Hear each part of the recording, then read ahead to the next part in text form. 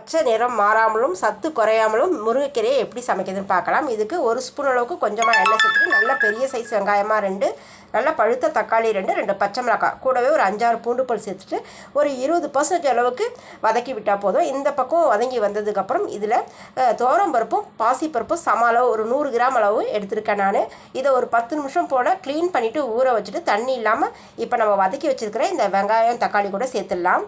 பருப்பு ஒரு 10 நிமிஷம் போல் ஊற வச்சு சேர்க்கும்போது பார்த்திங்கன்னா பருப்பு ஒரு 10 நிமிஷத்துலேயே வெந்து வந்துடுங்க. நான் வந்து துவரம்பருப்பும் பாசிப்பருப்பும் சம அளவு எடுத்திருக்கேன். துவரம்பருப்புமே 10 நிமிஷத்தில் வெந்து வரும். அதே போல் பருப்பு பார்த்திங்கன்னா கீரை கடையிலுக்கு குழஞ்சி வேகக்கூடாது, ஓரளவுக்கு நெத்து பதத்தில் வெந்திருக்கணும்.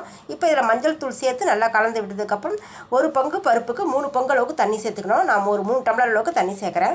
தண்ணி சேர்த்துட்டு இதில் நல்லா ஒரு தடவை நம்ம கலந்து விட்டுட்டு இதை போல் தட்டை லேசாக திறந்துட்டு மூடி போட்டு விட்டு அடுப்பை வந்து மீடியம் ஃப்ளேமில் வச்சுட்டிங்கன்னா ஒரு 10 நிமிஷத்தில் பருப்பு வந்து அளவாக வெந்து வந்திருக்கும்.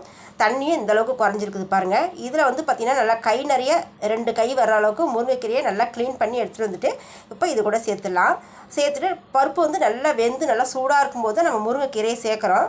முருங்கைக்கீரையை உள்ளே சேர்த்ததுக்கப்புறம் நல்லா ஒரு தடவை நம்ம கலந்து விடணும். ஒரு 2 நிமிஷம் போல் கலந்து விட்டால் போதும்.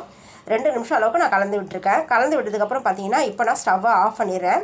ஆஃப் பண்ணிவிட்டு இப்போ அந்த பேனில் இருக்கிற அந்த சூட்லேயே வந்து நம்ம முருங்கைக்கீரையை மறுபடியும் ஒரு 3-4 நிமிஷத்துக்கு நல்லா கலந்து விடும்போது பார்த்திங்கன்னா கீரையோட கலரும் மாறி இருக்காது, கீரையும் வந்து அளவாக வெந்திருக்கும். சத்து கொஞ்சம் நேரம் ஆற விட்டு நல்லா சுருக்குன்னு சூடு இருக்கும்போது கீரை கடையிற சட்டியில் சேர்த்து கடைஞ்சிட்டு இதுக்கு ஒரு தாளிப்புன்னு பார்த்திங்கன்னா நெய்யும் கொஞ்சம் நல்லெண்ணெய்லையும் இது தாளிப்பு கொடுத்தீங்கன்னா கீரை கடையில் ரொம்ப நல்லாயிருக்கும், டேஸ்ட்டு நல்லாயிருக்கும். நீங்களும் ஒரு தடவை நெய்யும் நல்லெண்ணெயும் சேர்த்து தாளிப்பு கொடுங்க.